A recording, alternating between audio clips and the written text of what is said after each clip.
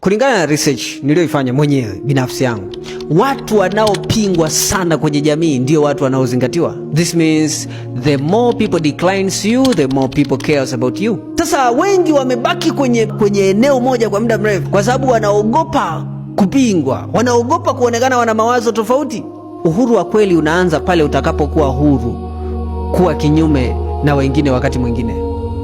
Pale utakapokuwa tayari kwamba okay now I'm ready wakati mwingine hata kupingwa katika mawazo yenye tija, ndio uhuru wa kweli unapatikana. Kuna msemo unaosema jamii hutoa ushauri haikupi chakula. It is the one ambao wanaweza kupinga mawazo yako yenye tija. Lakini kama mawazo yako yenye tija yangeweza kuzalisha uzalishaji mkubwa utakao kuondoa kwenye maisha hayo na kupeleka kwenye hatima fulani, jamii hiyo haiwezi kukupa chakula siku ukikwama kwenye hayo mawazo. And sometimes this is my research. Watu wenye uwezo mkubwa na akili kubwa wanatengwa kwenye jamii, kwa sababu jamii imefundishwa kwamba ili uwe kawaida lazima ufate principle, lazima ufate mtiririko wa jamii. Na kwa sababu hiyo lazima ukubali, ukitaka uhuru kubali kustand peke yako. Ni maana watu wengi wakubwa, wengi sana wenye akili kubwa, hata mwenye ukisikia unaona huyu jamaa ana akili kubwa, angalia waliishia wapi? Kutengwa na kuwa peke yao. Swali sio kutengwa, je, unaweza kusimama hata kama jamii itakuacha ubaki peke yako?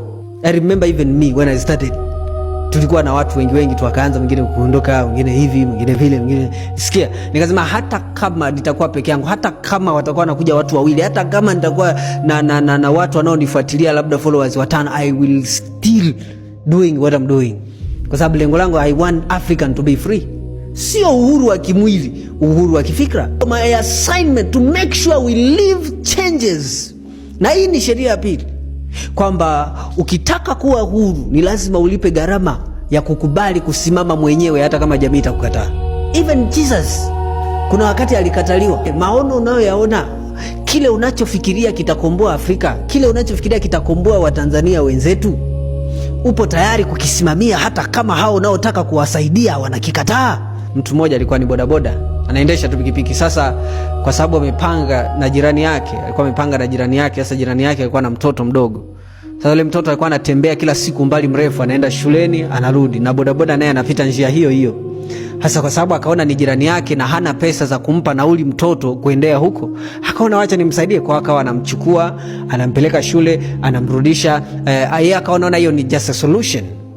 Lakini baadaye yule mwenye mtoto akaenda kumshtaki kwamba kwa nini amekuwa akimpakia bure, anataka kumtoa kafara. Mfano mwingine wa yule mtu ambaye alikuwa ni tajiri, alikuwa anaishi kwenye nyumba ya kitajiri na pembeni yake kuna mtu maskini. Kwa akawa akienda kununua vitu sokoni, ananunua vya kwake, anaenda kumpa na yule maskini. Siku moja akavikuta vipo jalalani. Akabidi amuulize, mbona unavitupa, au ni vibaya havikufai tubadilishe?